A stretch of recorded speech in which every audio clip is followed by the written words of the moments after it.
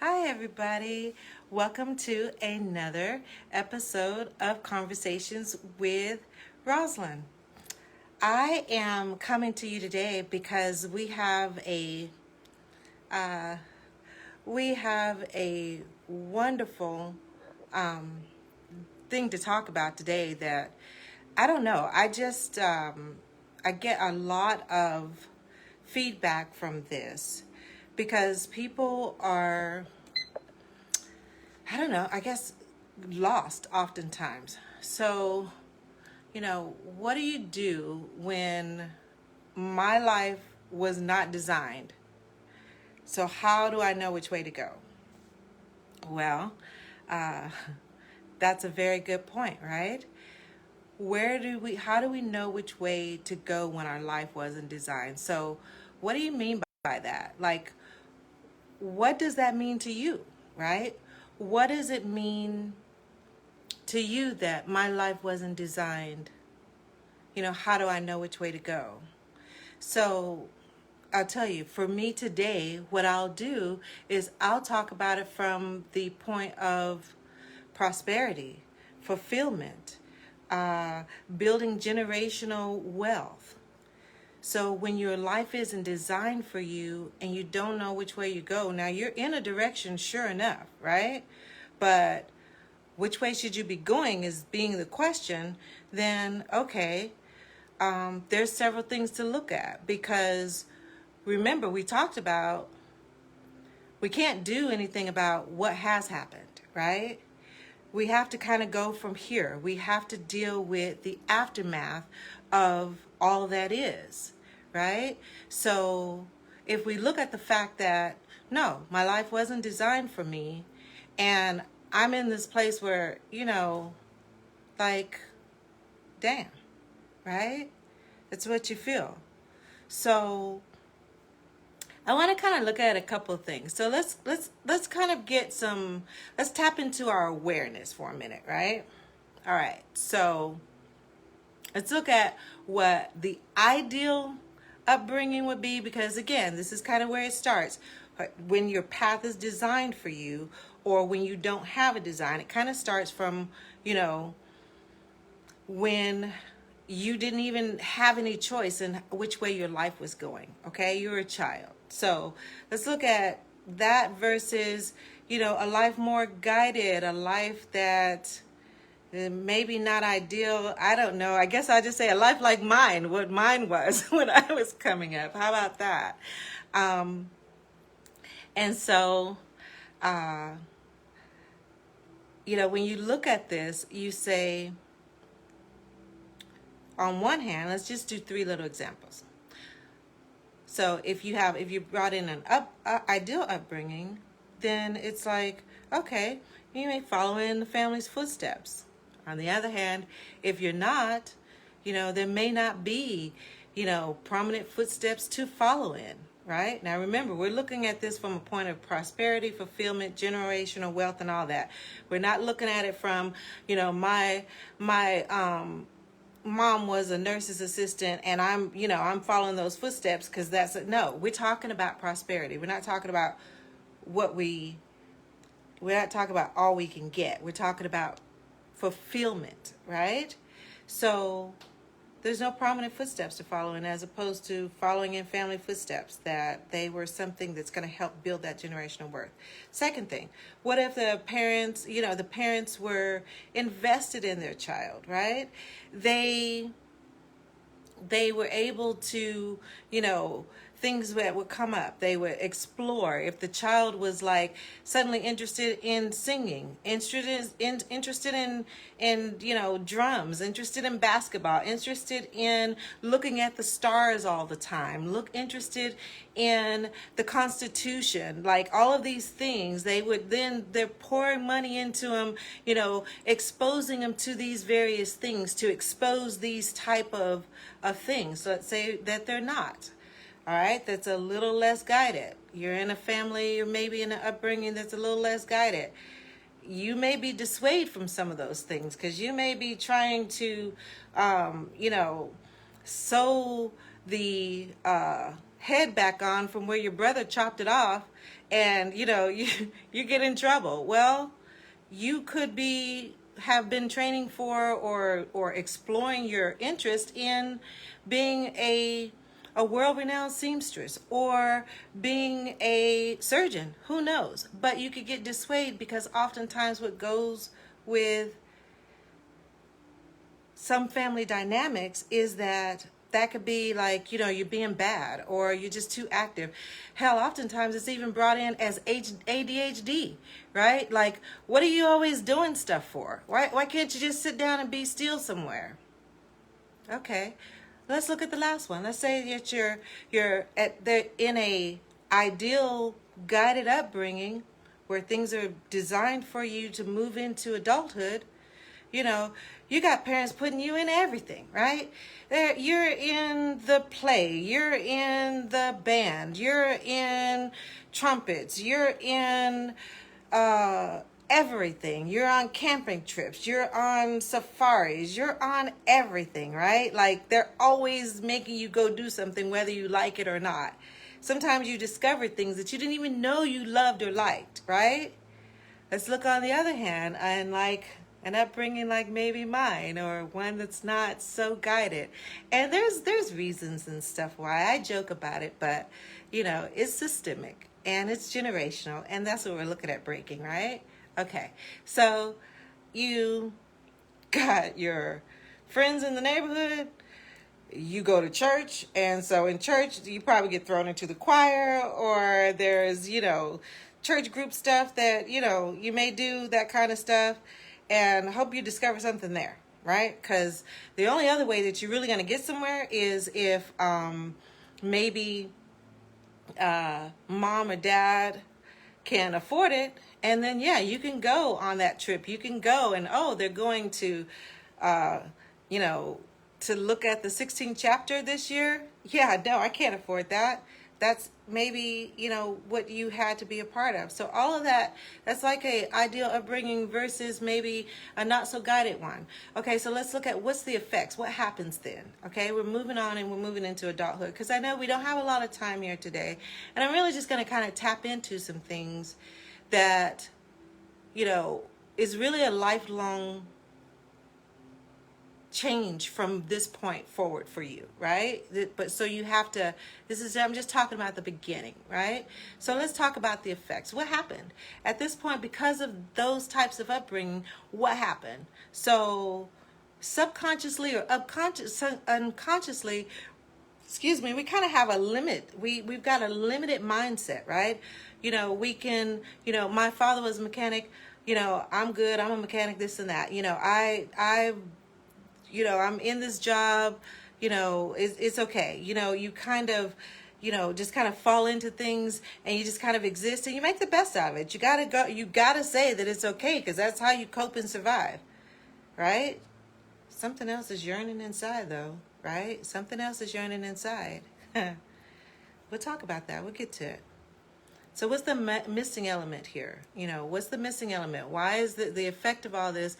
The missing element is either a vision that wasn't fully developed, wasn't even really given nurtured, right? Like a vision that you would see as a child. You saw yourself as something, even if it was something way out, fantasy type, even if it's a superhero, but you begin to, your mind, see yourself in this place, right?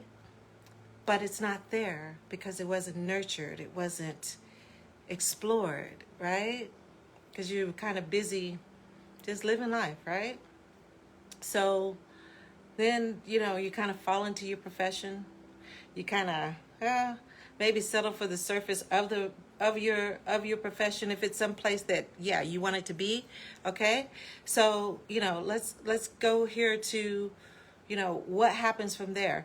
Well, something's yearning inside of you. Something is going, I want more, I want to do more, I want to be more. I don't know how to do it. Entrepreneurship isn't for everyone. You may not be the person who creates the something that is something for everybody. You may not be that person. But, like what I've said to myself and others as well. It's just about you being something, what you decide you want to be, right? So you make the decision at this point, okay? It's like the decision is made. I want to be more. I want to live a life fulfilled. I want to be, prosperous. I want to, even if I'm okay in the way that I live, I want to feel fulfilled in what I'm doing. And so this is where all the hard work comes in. And this is where people fall off. And this is where we end up with average. This is where you're stuck and you go, you're stuck just kind of left dreaming about it, as opposed to doing something and making the change. Is because now you got to put in the work to make the change, and it's hard, and it's uncomfortable, and it's scary, right? So what do? All right, let's go. We've made the decision. All right, the next thing is you got to actually carve out some time. You've got to be that person that can sit down and try to explore. Remember, you're trying to come up with a design now, the design of your life, which is literally of your life from this point. Remember, we're dealing with the aftermath, guys. We can't deal with what happened or why. We can only go. And this is a really important place, because if you design this, then you're breaking one generational cycle and you're creating a new generational cycle. You're breaking one of complacency, poverty, unfulfilling, nothing. And then you're building something of wealth, of legacy, of those things. And so if you start doing that now, it's going to make the difference, but it's the work. So you decide that you're good, or decide you want to change something, right? So you've understood why, you've made the decision. Now carve that time out. You're making that plan. You're doing you're making that plan. You're doing you're looking for. What am I interested in, right? What happens? Because I don't know. If I knew, I could do it. Begin to write things out. Write out. And this is really important. Sit down and write out what it is that you've done or you think about or that you do that really excites you, that really makes you feel. Just write them. Write them down. Write them down. Then on the other hand, write the things that drag you, that make you feel, ugh. A lot of times you're going to find pretty much it's kind of where you are, what you're doing, and all that stuff. But that's okay. This is all just part of organizing your thoughts and getting ready as you begin to make your plan. It's just gathering data. What do I really want? You're going to find what you really want when you start looking over those things and find the pattern of what it is that really uplifts you, that makes you feel good. Whether it's a hobby, whether it's something you used to do, whether it's something that you do and you realize that every time you do it, it makes you feel really, really good, right? Okay. That goes on the list, because now you're pulling out, you're saying, which way do I go? I don't know which way to go. You're going with following what your purpose is, what you're put here for. And like it or not, you're put here for something. Sometimes we just go ahead and exist, but sometimes we step into the challenge of finding out what it is and then living in it. That's not always so easy, okay? But you can do it. You can do it, right? So find out what it is. Carve out some time. Sit down. Finding yourself is not always about, running off and doing all kinds of stuff. People go, I got to find myself. No, you need to sit your butt down and write out, feel what it is that gets you moving. Then begin to make a strategic plan towards, how do I make this work? If I'm good with, I don't need to be the one that wants to create a stadium, right? I may be good with the fact that I'm a part of a construction crew that creates that. Well, if right now your only construction is that you sweep up the floor, then that's the shallow end of what you feel like you love. But when you look at that building, you want to be a part of building it. What's your plan to begin to go towards that, to do that? I want to be a part of building it. You may want to be the person that owns the stadium. Fine. You may want to be the architect that develops it. Whatever it is, you've got to know to do it. There is a reason why there are people that have so many more things, the ones that have created and stepped into. We're not talking about those that kind of have things handed. I'm talking about those of us that move forward and try to discover you can do this, right? Where is it? But to start with the plan, where you want to change, what you want to do. And if day by day you design this plan and you walk in it and you begin to take the steps to do it, I don't care what step it is. They'll be tiny at times. Sometimes they'll be huge. Sometimes there'll be leaps that you have to do. And guess what? They're not always pretty or sexy or something that you just kind of go, oh yes, I'm walking in my light. I'm walking in my light. You will have those times for sure.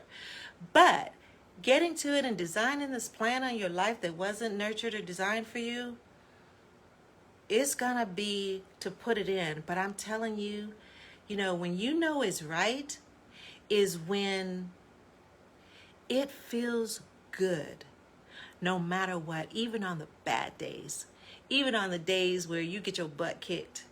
It's like, okay, I learned this from that. All right, yeah, I got it. Because it's who and what you are. But yeah, it's okay that first sometimes you got to sit down and figure out who and what that is. You got to start with mapping it out, man. You can't just go running out looking for shit and you don't know what you're looking for. You gotta sit down and map it out. Then you gotta commit and do it, okay? So that's what I kind of wanted to share with you today, as briefly as I possibly could. And I had to even make myself some notes because it's so broad. It's so much I want to share with you about how to design your pathway and your journey from where you are when you're feeling lost and you don't know why. And it's because you didn't have it nurtured or designed for you. You weren't kind of carried into things. And so you want to know, you want to feel that fulfillment. It's so much. Maybe we'll visit it again. But that's what I wanted to share with you guys today. I hope in some ways it begins to help you. But remember, sit down, organize your thoughts, plan it, decide that you're going to make that change, commit to it, okay? That design and that plan is going to happen over years.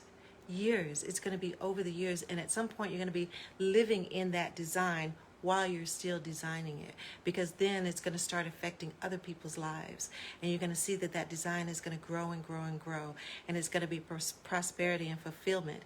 And look, it's not so easy. It's not so hard to be millionaires these days. People go, oh, you don't have to want to be a millionaire. You could just want to be fulfilled. But also remember, there's 7.8, almost 8 billion people in this world. It ain't so hard to become a billionaire. It's almost it's 380 million in America. It's not so hard. This is the part that makes it so hard. So let's get to it, guys. All right? Start designing that plan from here, from where you stand. Put the work in, sit down, figure it out, start organizing that plan. Okay? Day by day. You guys take care. Like, share, comment. Remember to visit me on my website, vivifyu.com, if you're looking for a coach or you don't know and you're trying to get to another place. I'm always here. Have that conversation with me. Let me know what's important to you and why, what you're trying to change. I'll be happy to work with you with that. Also, too, just share this information. Comment, like, send me a text. Okay? A message. Take care of yourself, guys. Remember, do it. Make those changes. We'll talk to you later.